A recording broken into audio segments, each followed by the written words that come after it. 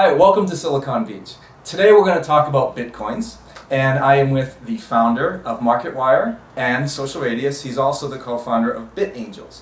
So tell us a little bit about how you got into BitAngels and what you're up to these days. Sure.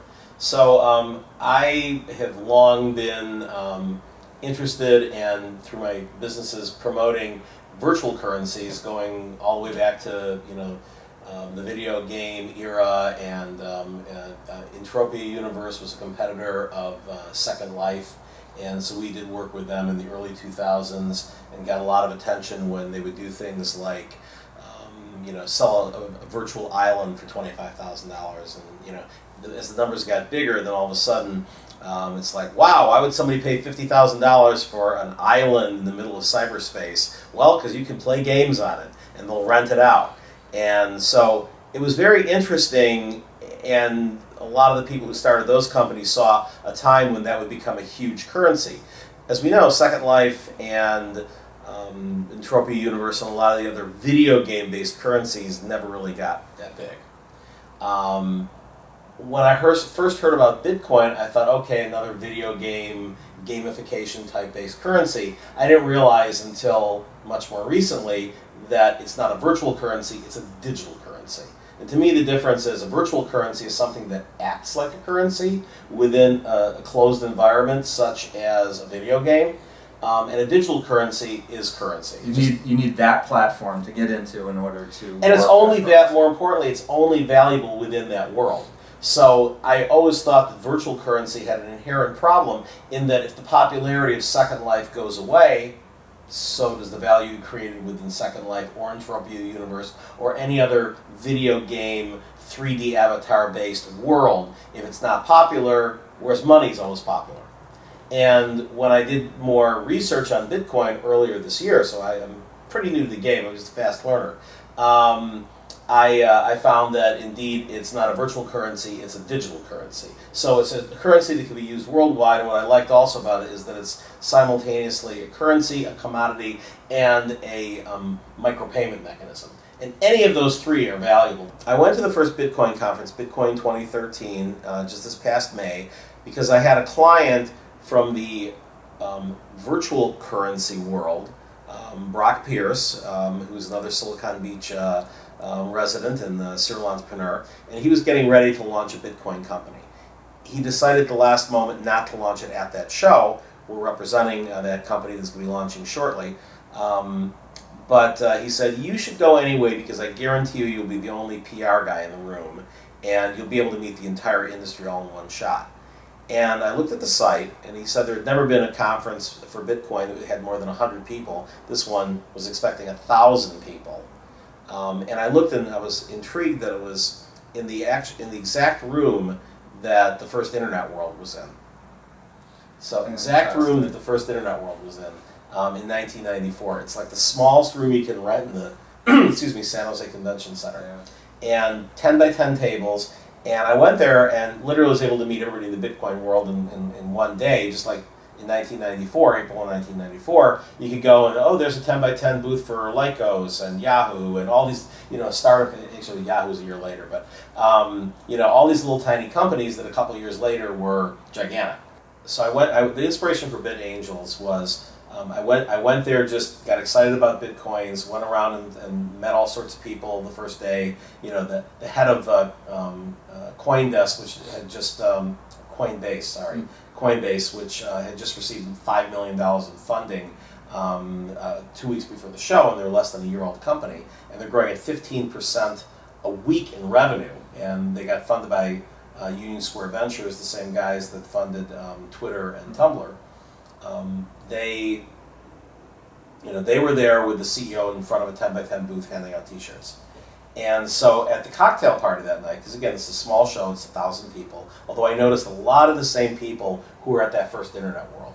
And some of them had actually flown in, not only to Silicon Valley, but in some cases to the United States to attend that show. The gentleman who started Rise was at that show. He flew in from Panama. That's good sign you're on the right path. Yeah. Brewster Kahle, who started Alexa, who was at the first Internet World show. We were harking how the similarities between the shows. He said the first internet world looked like high school science projects. And this one was also sort of like, hey, let's put on a show. We've got Bitcoins, right? And so there was a cocktail party that evening on a rooftop in downtown San Jose. And I met David Johnston, who was there, serial entrepreneur, young guy, still in his 20s. He's on like his 5th company. He started his first company when he was 16, sold it when he was 19, raised venture capital when he was like 20 for biotech companies. So really bright guy, serial entrepreneur. And he got big into Bitcoins about 6 months earlier. And that's when they were still $8-10. And he just literally started buying Bitcoins, as many as he could every day, and had an algorithm of like when to buy and when to sell. So he got all of his cost out and still accumulated quite a few Bitcoins. And which we're both in agreement that that's still a strategy that works, because we don't think that 140 is the largest it's ever going to get, since it's still such a small percentage of even e-commerce worldwide, much less the $100 trillion value of currency and commodities. We're at about $1.5 billion right now for the total value of Bitcoins, up from 10,000 3 years ago. Wow, and we're halfway there to the 21 million cap off, right? Well, but that's over the next 100 years. Oh, it takes that long. That's over the algorithm was put so that you had an incentive of people to mine, so you didn't have to have middlemen doing transactions. The miners actually, as part of what they earn Bitcoins for, is they validate the blocks and provide the infrastructure. And they make it as it's expected to grow in value. They also have the algorithm that as it gets more popular, it makes it harder and harder to earn a Bitcoin. But there'll still be reasons. So in other words, if it takes you 100 times as long to earn a Bitcoin and maybe 100 times more power in your machine, but the Bitcoins are worth $100,000, there's still going to be people who are going to want to earn them that way. So I'm at this party and I run into David Johnston, and serial entrepreneur from Austin. Really bright guy, and I'm noting, and he's noting, that it's interesting how at this first ever Bitcoin conference of any size, the first one that wasn't just techies and libertarians and nerds and hackers, that within a few weeks beforehand, very large venture capital firms announced investments, and there's a ton of companies with ideas about what else they can do to build up the Bitcoin infrastructure. And there were no real angels out there. It was basically bootstrap until you can find someone to give you $5 million because you've proven yourself. And there were other people doing sort of crowdfunding in China and things like that. But I noted that there really was no, sort of angel groups specializing in Bitcoins, just like there are ones specializing in digital media or in biotech. We have a client in the East Coast called BitAngels that just does biotech investments. And so David, without stopping a second, said, "Why don't we start one?" And I didn't have any answer other than, okay, why don't we think about that? And I came up with the name BitAngels while we were having a beer on the rooftop in downtown San Jose. And he said, I'll tell you what, I'll post a note on Reddit, because there's a subreddit on Reddit about Bitcoins that's grown from, I think it was under 100 at first, and now it's like in the thousands. It's large. Yeah. And he said, and I know a number of people personally who got into Bitcoins pretty early, and their big concern is they think the biggest threat to Bitcoins is not having the infrastructure to be able to grow with the demand.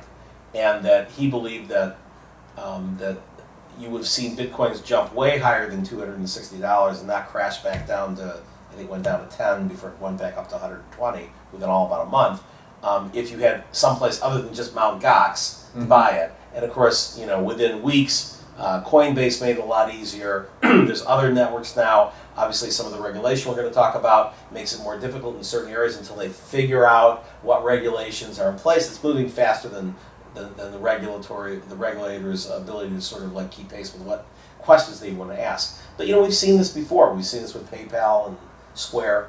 So he said, I know people in the Bitcoin world who got in early. Let me go and see if some of them might want to become angels and invest in Bitcoin companies that will be insurance on your Bitcoins, because you've got now places to secure the, you need an eBay, you need a PayPal, you need all these different things, just like you needed for the internet to grow. You needed Google and Amazon. You couldn't just have kind of hackers and universities. So same thing with Bitcoin. Yeah.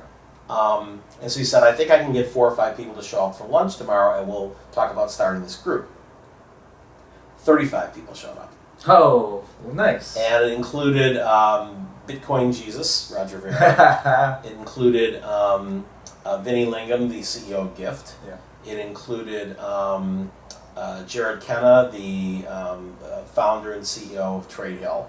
All three of whom then joined our sort of founding board. And then we had about 30 other people, and we put together a structure and decided that it would be global in nature. And unlike the typical angel group that meets for lunch or dinner once a month, and it takes months for them to go through due diligence, and they have one due diligence meeting a month, and everybody gets together for drinks or whatever, and it's just very slow. And we decided that by having global due diligence, we would be able to go and you'd submit your idea or your business plan on the site. David Rose donated the use of Gust, which is an angel platform that he sells to angel groups because he's really into what we're doing. And he's joined the group. And, we're now actually doing pitches weekly.